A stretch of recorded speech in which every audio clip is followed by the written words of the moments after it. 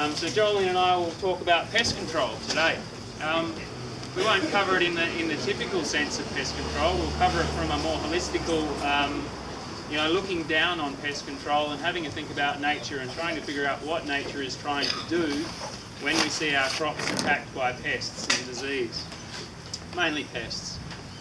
So today we really want to sort of have a discussion with you about what are pests, what are they in reality, what kind of pests do we have, what kind of predators might we have to control those pests, and if we know that predators are controlling our pests, how do we bring in, how do we keep, and how do we feed predators in our backyards and in our gardens and our small spaces.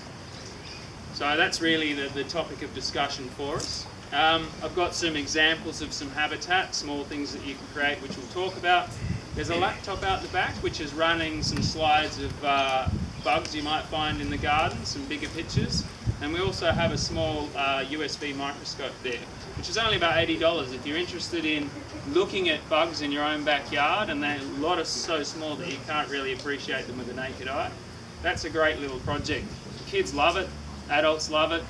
Quite frequently dinner takes an extra 2 hours because we've brought the kale leaves in and we go, oh no, we can't eat this, there's a lacewing larvae there and there's a ladybird there, and alright, take that one back outside.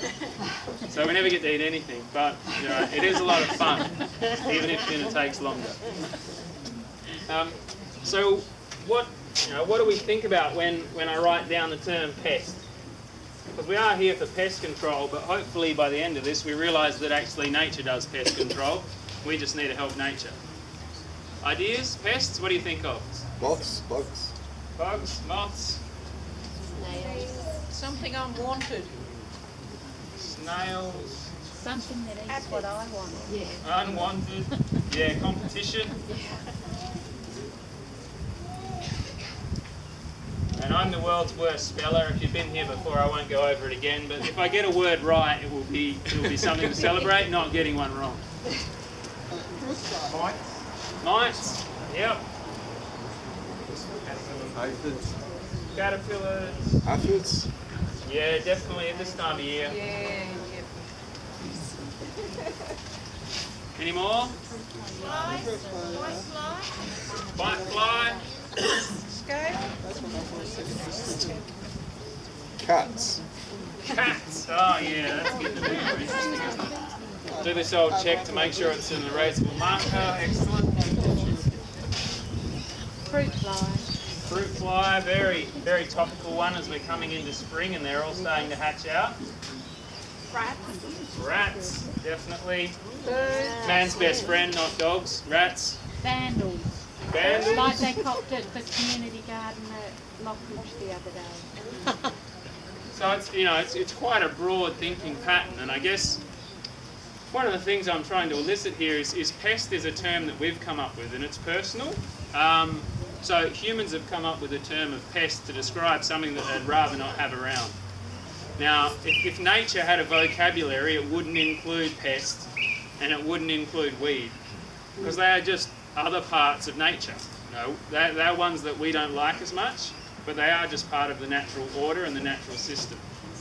So in thinking about how to deal with pests, it's nice if we can figure out what role they form in nature. So does anyone want to throw out some ideas of what role pests or insects or animals, if we didn't have a garden there, what might they be doing? Because before we came around, all these things existed in nature without us, before us probably, almost definitely. So what would they have been doing back before we came around? Controlling excessive growth of plants. Yep. So, growth control. Breaking things down to be more suitably used by the soil. Yeah, composting. And those two go together very nicely, because when plants grow out of control in nature, it's out of control in nature. Nature likes order and balance and sustainability.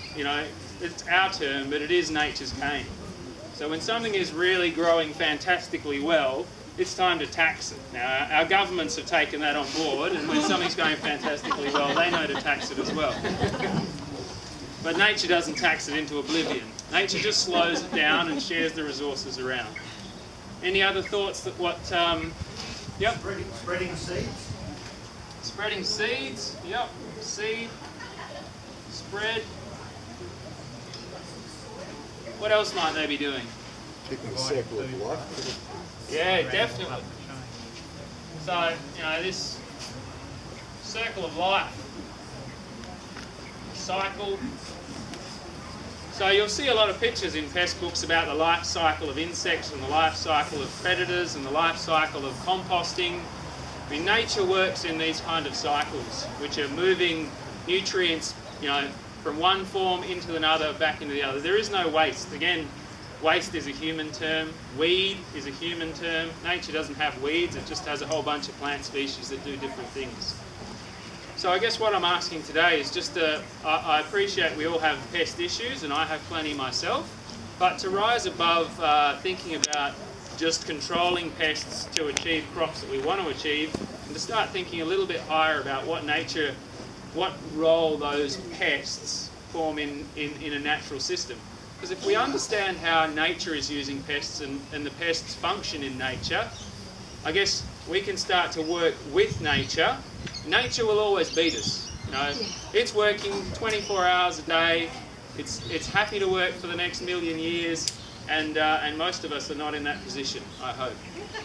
There's a few cyborgs around, then you're doing better than I am. So I guess in my mind, if we can work with nature as opposed to against nature, I think we're in the right game. We know we're heading for a successful future rather than a probable failure. So circle of life, definitely so if we're going to use nature to control these pests, what do we need to have around? Predators? Yep. Predators. So I might start a new little. Don't rub it out yet. Don't rub it out yet. It's being filmed. It's all right. We're under control. Backup is handy. All right. So we'll have a bit of a think about predators as well.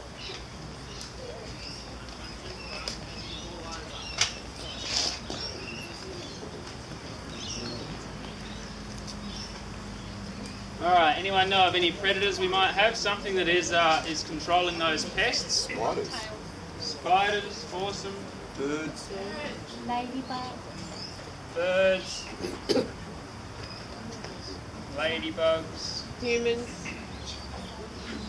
Is that humans? Yeah.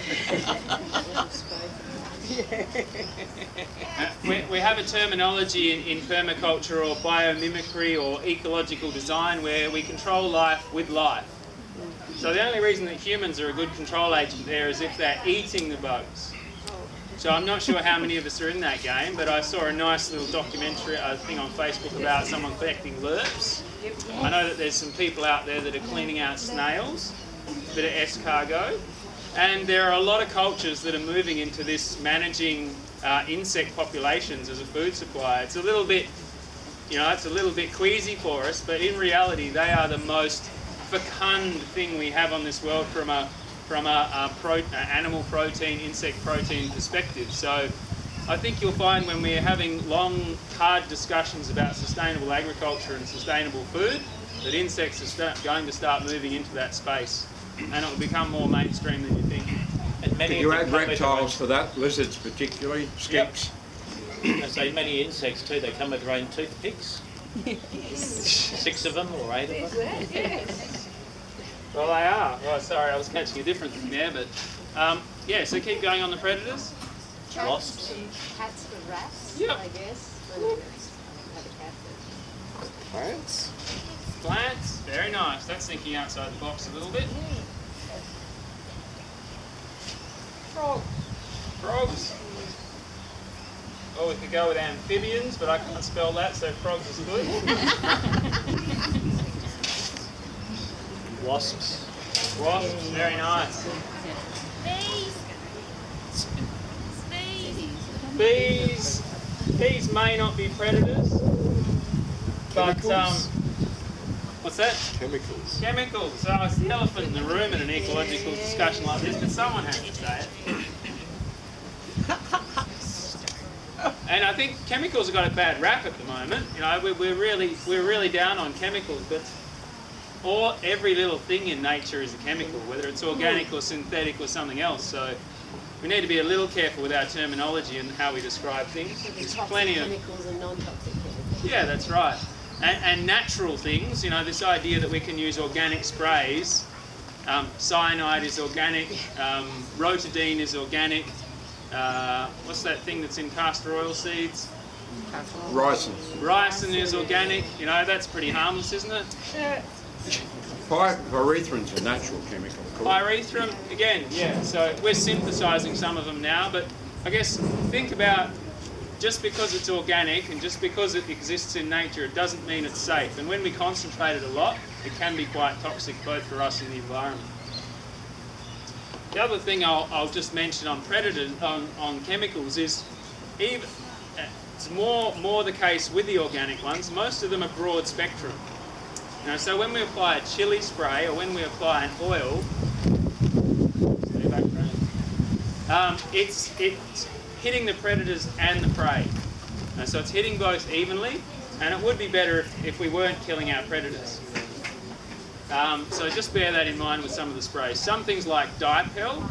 So dipel is a bacteria that you spray on, and the caterpillars eat the bacteria, and then the bacteria eats the caterpillars. It's pretty macabre, but nature's not too PC. It hasn't bothered with that side of things yet. So that is targeting caterpillars that we know about. We also know it's damaging some of the ecosystems, controlling mozzies and other things like that as well. So some people say that's a benefit. I say that's a bit of a concern. And the other thing is, you know, how do we get predators? How do we feed predators? Pests. With pests. So if we use dipel to kill every caterpillar in the backyard, how many predators do we think we'll have after that episode? Yeah, not many, because you know the predators will only breed up to the food supply that's there. And so if we're expecting or hoping nature to do some part of, and there goes one of the most active pest control agents, just dropping in. I organised that earlier. We've got a bee that's hovering too, and Bee. loving it. Well, it's the benefit of doing these things in outdoor classrooms, you know. So I've got some props, but realistically, the props for this workshop are all around you. Start looking underneath the kale. Start looking at the aphids. The bee is chasing moisture or something in that box, but there should be plenty of moisture around. Who knows? Maybe there was honey snacks in there or something before. Fish. Fish. Yep. So plenty of predators. Now the next stage of this conversation is, well, what do we have to do to have the predators? We have to be able to feed them. Well, actually, we don't want to have to feed them. We would prefer if nature fed them. Otherwise, it's going to be a bit like our aquaponics system where we feed the fish. We want nature to feed the predators. So to do that, we need the pests, which is a bit of a shame, but we'll have this discussion, and there's lots of plants that we can grow that aren't our trophy food crops that we can grow aphids on, and we can have the predators breeding up on crops that we don't necessarily want to eat so much. So one year I grew a mustard crop accidentally. So I was doing a green manure. The idea was that mustard can deal with some nematodes in the soil. So this was pretty early on in my lifespan when I thought that I could control nature, which I've given up on recently. So I was planting this anti-nematode crop, the mustard, early in winter, and what I found that it got covered in white moth caterpillar. So hundreds of these caterpillars. And I thought, well, this wasn't what I'd planned, but it is the reality, and this is what is happening. So what happened then is all the wasps started to breed up to eat the caterpillars. So whenever there's a huge amount of food around, a huge amount of bugs around, the predators will move in to control it. Nature is after this control factor. It's after stability, it's after long-term resilience in the system. Yeah, probably have to, it might slip past us, but Jolene's packing up things as we go. She should be right. But thanks. Yeah, we can cover them. So nature's trying to achieve this stability. Where was I then? Caterpillars. Caterpillars, yeah, so this caterpillar's bred up and these wasps bred up, and that was the first time I saw paper wasps eating caterpillars en masse. And I thought, far out, this is alright. I just thought they stung me. But they're looking like a really useful predator to have in the garden. And then it occurred to me that I have all this broccoli, and this broccoli is starting to get hit by caterpillars now. So what I decided to do was chop down all the mustard and use it like the green manure it was always intended to be. So chop down the mustard died, the caterpillars on that mustard died, and then all the wasps moved towards the broccoli and started eating the broccoli. Started eating the caterpillars on the broccoli. So we've talked a bit about these predators. What we might chat about now is what kind of habitat and what kind of things we might need to get these predators in with. So you'll have to excuse my back at some point. There's going to be a lot of my back in this amount of space. Habitat, that'll be one of those ones. 1B. 2B.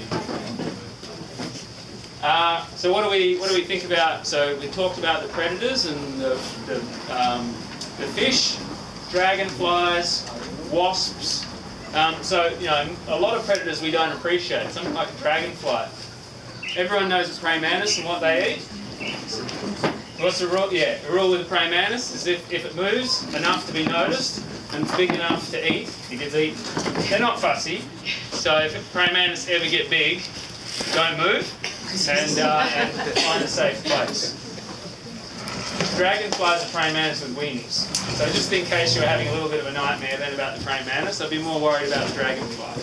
Because again, they catch things on the wing. So they're catching all of those bugs and things around the pond, the mozzies, so the larvae from the dragonfly are really doing a good job in the water, and the dragonfly are doing quite a good job in the air. So a lot of these things that we see around, pretty much everything that we see around the garden that is alive is working with nature. But it has, you know, they all have different roles, and some will do both. Some will feed on nectar and some will feed on insects. A good example of that is the wattle bird. So is everyone familiar with the wattle bird? Little grey bird with little red things under its neck. Called wattles. What's that? They're called wattles. Wattles? The things under its neck? Yeah. Awesome. So that's how it got its name. Who would have thought? It's not like the English language at all to do something logical. So those birds, while we think of them as a nectar feeding honey eater type bird, they're eating more insects than anything in my backyard. So really active. There's 5 or 6 and they're going around, they're getting caterpillars, they look under the leaves. They're very active things. So I guess, you know, when we're talking about habitat, things like flowering plants bringing in wattle birds, you know, we don't necessarily go, it's feeding a ladybird or it's feeding something else, but if I was looking at my backyard pest control, the wattle birds are doing the most, and if I wanted to try and improve that situation, I'd probably be planting more grevillea and more bottle brush. So, you know, that's the kind of conversation, that's where we want to be today. Then, what I will discuss towards the end is this idea of space. Now, if we want nature to control nature, we've got to be a bit realistic. There has to be room for nature. Some people have a patio or a very small triplex type block, and you could argue that unless nature is around them, there's not a lot of space in that small area to plant grevilleas and wattles and have a pond and have a big pile of sticks and another pile of rocks. You know, that's starting to look like all of the area that you might have had to put your garden beds in. So we'll chat about exclusion towards the end and make sure I do. But that's one of the techniques we can use if we can't use nature, if that makes sense. Okay, so what habitats? We've mentioned a few. Trees. Water. Ponds. Now ponds don't need to be technical, tricky things. It can be a bucket or a barrel with a few floating plants and a few deeper rooted plants. One of the techniques I use to get a pond going quickly is to go and grab some bulrush from somewhere There's plenty of bulrush around, and you can have the argument that it's all invasive because it looks the same as the native one, so no one will actually be able to tell you the difference. But a small clump of bulrush from a swamp somewhere or from your neighbour's pond or something like that, pop it in the bucket, and you're really setting that up to have the ecology that water systems need quite quickly. And then if we can have some floating plants on there, some azolla, some duckweed, some of the milfoils, and some edibles in there as well if you want, like watercress and other things like that. We can quickly work in this pond element. Now the one reason I'm touching on this heavily is ponds provide the water. They also provide somewhere for a lot of things to breed, but they also provide the water. Swimming pools are not ponds. So we really need this healthy, unchlorinated water supply. Now, what goes with that is, oh, what about the mosquitoes and the other things like that? Well, I actually have a couple of goldfish in my pond, and there's this idea that goldfish exclude frogs. That's not the case if we have enough vegetation in the pond. We need vegetation in the pond anyway to make the pond healthy, and having a few roots and a few clumps of reeds gives the frogs somewhere to breed that the fish can't get to. Man, there's a lot of things where we think and we go, oh, but what about this? Cast ourselves back to again when humans weren't here, not that long ago. Did frogs and predatory fish live together? I think they did. And frogs are well enough adapted to deal with predation from goldfish and other predatory fish. So we do need some space and habitat for them. Again, it's all about this understanding the needs of the habitat of the predator. How are we going for time? So what else? You know, ponds, if I had to pick the one most important habitat for you to set up so you can get predators helping control pests in your garden, it would have to be ponds. It does not need to be a huge pond again.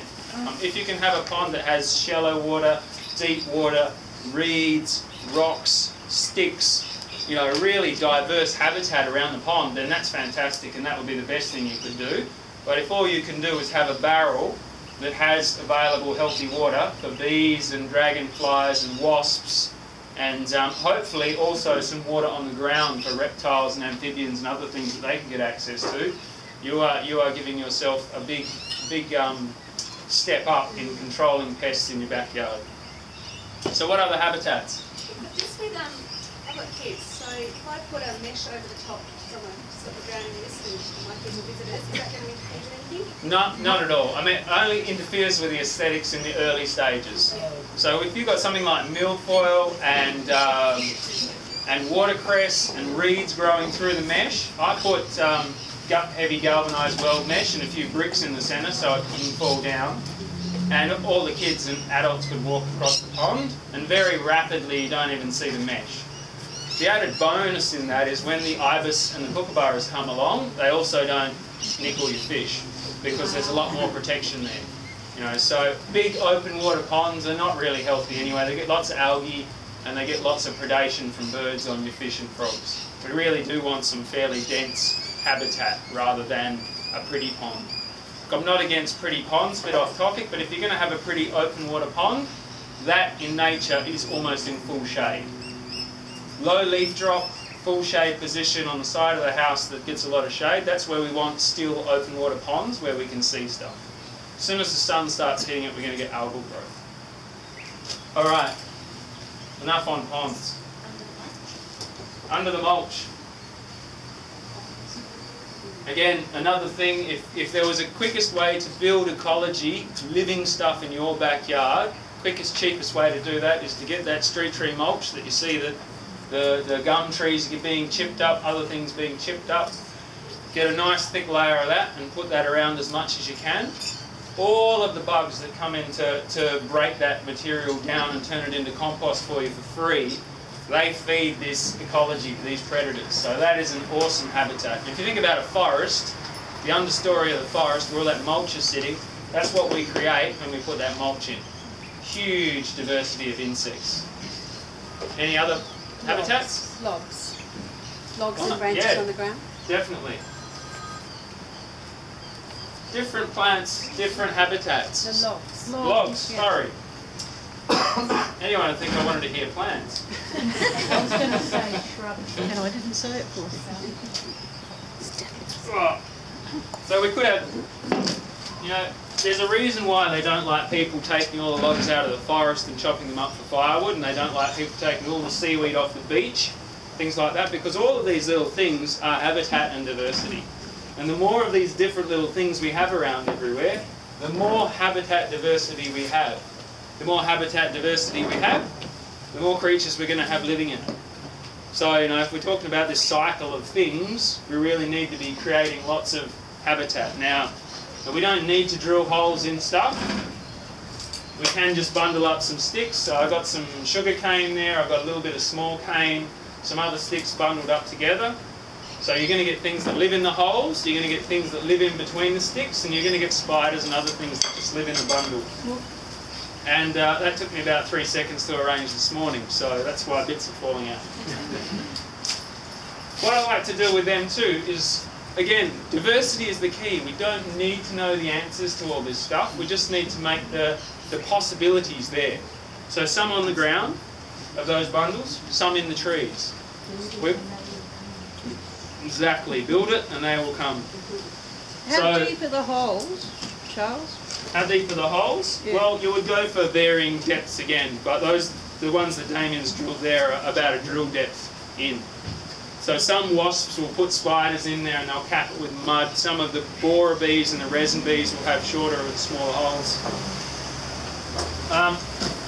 The idea of this one is there's a bit of shelter there too. You know, so you can have something like this on the ground.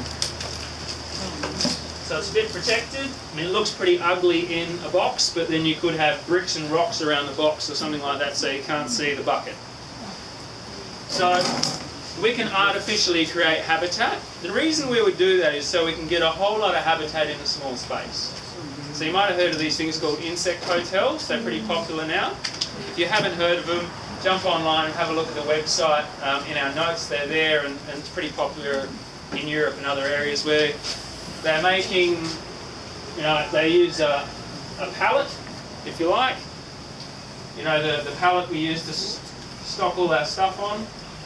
2 pallets, maybe 3 pallets like this in a block, 4 pallets in a block, and they're filling it with bricks and wood and all sorts of other different bits of habitat all stacked up on top of itself. So you're getting quite a nice little bit of habitat there. And if you were really clever, you'd put a pond there, and you'd put a bush here, and some reeds over there, and suddenly within the space of 2 metres squared or something, you've got a whole bunch of habitat, highly diverse, that you can get a whole bunch of predators and pests living in. So I mean, some pests will live there. And again, it's our terminology of those bugs. Do you have to worry about white ants? Worry about white ants. A lot of people ask that question about putting mulch around the house. Now, Michelle knows better than I do, but how many different types of white ants are there? 700 species. 700 only species. 2 that are invasive. And 2 each a house. So again, this idea that white ants are all bad and nematodes are all bad is very limited. We get polarised on the ones that destroy our houses, which is understandable, and they can. But I really don't think that you know, that is a big concern when I'm putting mulch around the house. I know plenty of houses without mulch that have been attacked by white ants, and plenty with. It doesn't seem to make much difference. There are natural ways of dealing with white ants. You don't need poison sprays around your house. I haven't had any around my house for 30 years. No way. Again, what controls nature? Nature. So all of the ants that quite often are annoying to us and eating protein around our house, you know, they are natural predators of white ants. So, you know, we have a very limited view on things, which is fine. We're coming from, we grow food, nature destroys food, therefore we must deal with that because we need to eat, which is accurate and correct. But the reality is that nature controls nature best. If we think about the breeding cycle of an aphid, I think one aphid can have something like 50,000. Is it 50,000 in what? In a week or something? 50,000 babies in a week. So the fact that they breed so fast, the fact that an aphid is fertile when it's born, really when nature is that productive and capable, it's quite a mission to control it. You know, so we really don't want to be in the heavy workload control game if we can. We want to be in the once-off habitat setup. Wattlebird, yep, getting busy. We want to be in the predator encouraging game. We want to be in the welcoming biodiversity game. And then we need to, I guess, stand back for some time, observe, appreciate what nature can do. I don't pretend to understand all the complexity of how nature manages the soil, controls pests, all of those things, but I appreciate it can do it, and I allow it the time and space to do it. So some of that is about not reacting. So when we see a whole bunch of aphids or a whole bunch of caterpillars, and we get that urge to pull out the spray and spray them and control them, if we do that, where are the predators going to come along? So you just killed their food supply. The predators will always come after the pests. Kind of makes sense, doesn't it? It couldn't be the other way around. You can't have predators breeding up without a food supply. So we're always going to see pests before we see predators move in. We have to allow ourselves and nature time to bring about some level of balance. What we can do by understanding nature and putting some effort into figuring out how things work is we can speed up nature's movement into balance, which is certainly the game I'm interested in being in. So if we know what habitat we need for the predators, if we know what food supplies we need for the predators, then we can put those in the system so we don't limit the amount of predators. We're trying to stack in lots of predators. A lot of predators will die as the pests die down as well, but that's okay. If they've got habitat in your backyard, they're going to be there permanently in your backyard. Pests are seasonal, so we're not going to have a million aphids all the times a year. We just talked about how fast aphids breed up. There's no way we can control that, and there's no way that is not going to have a spike in aphids in spring and winter and other high growth periods. That will happen, but what we need to do is have the habitat sitting there so that the predators can breed up to control them in time. But also in that circumstance, you can elect not to put your favourite crop in at that point where the peak life is going to come through, the peak pests. So you can have I'm not sure we were going to go on to that. No, it's a good point. But also, yes, it's then, okay, I've got my sacrificial crop. I'm going to put that in initially. We know that spike in the pest is coming. All right, let it be. And then as the predators come through and start to control that, you know that your favourite, whatever it is at least going to stand that chance of a battle. And you may still lose a little bit of it, but you've got your predators up there working for you. Charles, before you move off mulch, can I ask you a question? Yep. And it concerns the use of very fine-grained, dark-coloured mulch, which I understand in the open, when the sun's shining on it, gets so hot that it causes everything underneath to be sterile. And so what sort of mulch would you recommend? Is bind bark suitable? Well, without moving into great detail in the mulch side of things, there's feeding mulches, which are things that break down fast and feed our soil. Manures and hays and straws and lupin mulch. And then there's what are termed water-wise coarse mulches, which are your pine bark mulch, rocks being dead, but rocks are actually quite an effective mulch in the desert. It's very moist underneath the rocks. And street tree mulch. So eucalyptus, any kind of tree that's mulched up with a good amount of wood chip in amongst it, is a good mulch to be protecting your soil. So we're trying to keep UV out of the soil, we're trying to stop the capillary action bringing water up from the soil to blow away in the wind, and yeah, we're trying to keep the soil cool in summer. In winter, I actually pull the mulch away and let the soil warm up, and then I get a whole bunch of self-seeding germinating plants. But I only do this when there's enough rain so that the water that comes out through evaporation is replaced by the water that comes down through rain. So again, that's a seasonal approach. So Jolene mentioned patterns. Having a bit of a diary or a calendar and making observations, we can see patterns. So we know when the white caterpillar moth breeds up. You know, that's seasonal.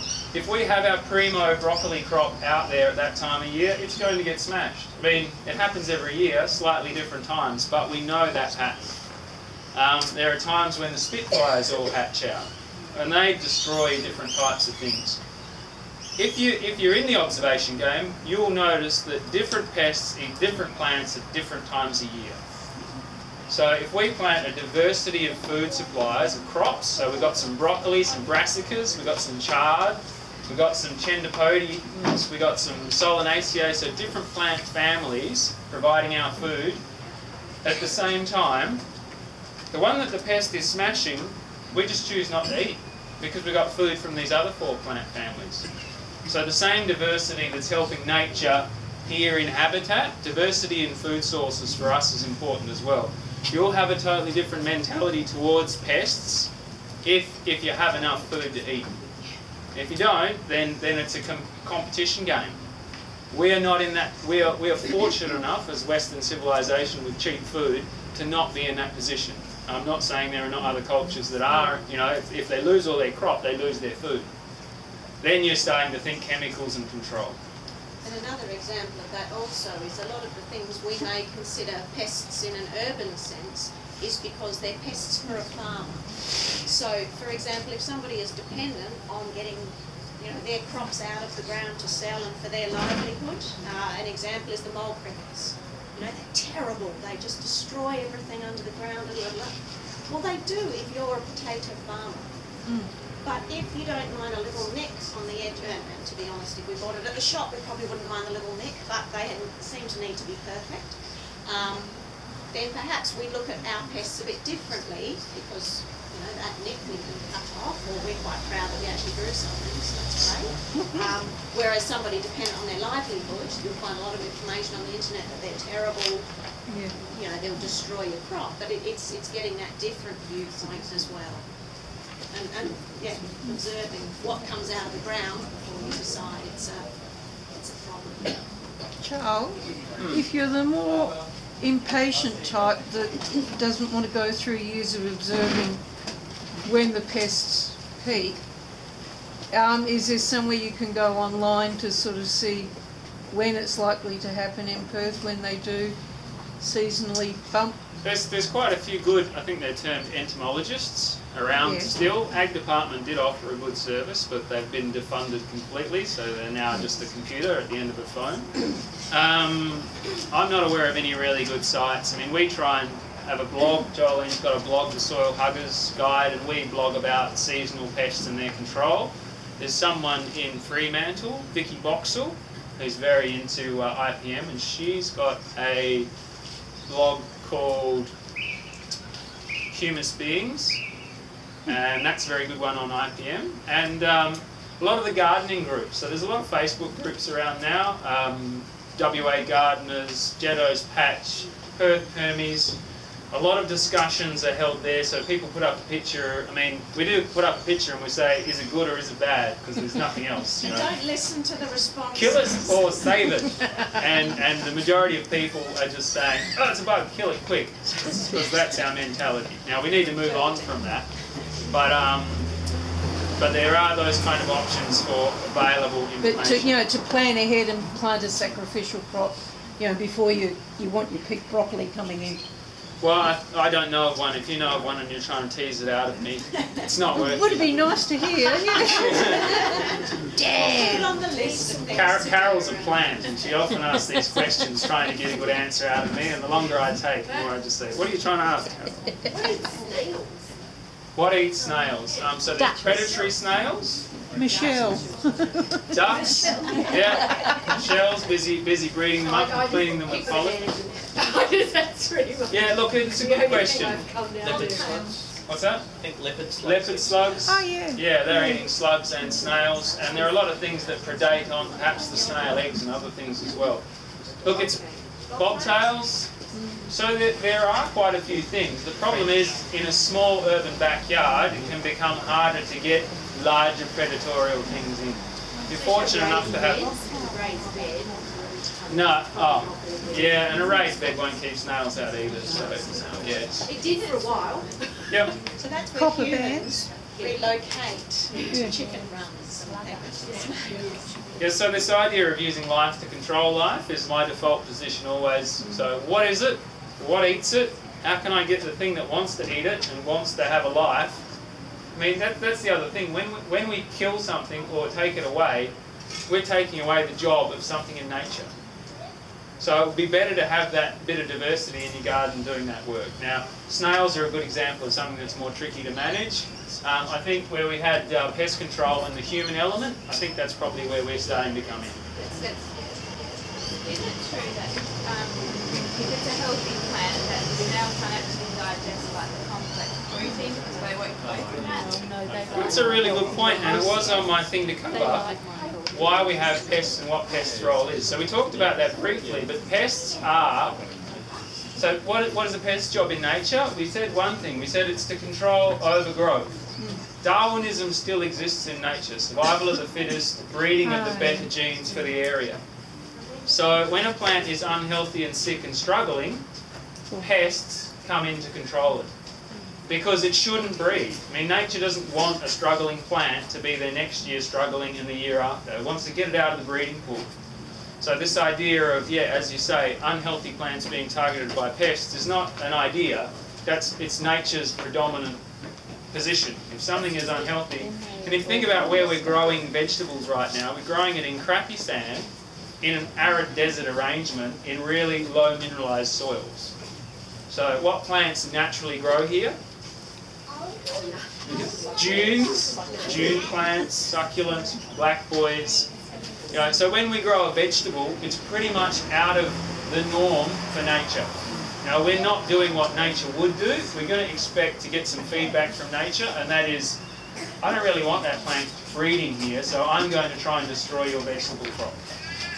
So that may be the reality that we're all working from, you know? It's just how it works. We need to be smart about these things. Now, I'm conscious of time. Still a little bit of time. But definitely the healthier we have a crop, the more mineralised the soil, and the more biodiversity we have as predators, the better control we're going to have and the less problems we'll have in the first place. I mean, pests are not the problem. Unhealthy plants calling in pests to control them are the problem. And when I say unhealthy plants, plants in excessive growth due to high nitrogen in the soil or high NPK in the soil are also unhealthy plants. So they're growing out of their skin, so to speak, and they have lots of sugars and other things on the surface, and they're no more, they're very, very weak plants. So they do get hit by pests a lot. So what can we do? We've talked about habitat, and I didn't finish my diagram here, but fortunately it goes hand in hand with a healthy garden and a healthy food system, all that diversity. The same diversity we need in our food supplies and our food crops and our natural ecologies and habitats is the same diversity that nature needs to control it. So that's good news. One of those few bits of good news. Excuse me, Charles. Yep. What about rats? Rats? The environment for rats, the habitat for rats seems to be a healthy garden with a healthy food system. Yeah, that's right. So rats are pretty much man's best friend, and whenever we have an excess of production that we're not harvesting as fast as the rats will, we will have rats. Yeah. I think the answer for rats is it would be lovely that owls and other predators controlled them, but we don't have the marsupial predators we should have now because we've killed them all off and they've been eaten out by foxes and cats. And they don't come they can't come into the backyard. They can't get. No, that's right. Can't get in. So look, when we poison something, again, we're not controlling life with life, but perhaps the best compromise is kill it, but use its productivity and its nutrition in the system.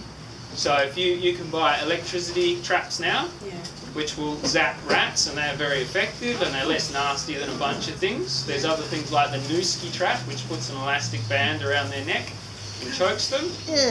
I mean, it's all a bit macabre, but let's be honest, when you look at how nature controls nature, there's fungi that grows out of ants' heads while they're walking along. There's bacteria that eats caterpillars while it's alive. And the wasp comes in and just chows down on the caterpillar as it's walking along. So let's not put too many. We need to be ethical and appropriate, but nature's control of pests is pretty macabre as well. I think I put on Facebook. If you ever want to watch a blood sport but it's not ethically appropriate, then Nature's Coliseum is right out there. Get yourself a microscope and get in the front seat, and I bet that your kids will be loving every minute of that. So, did I answer your question? Rats.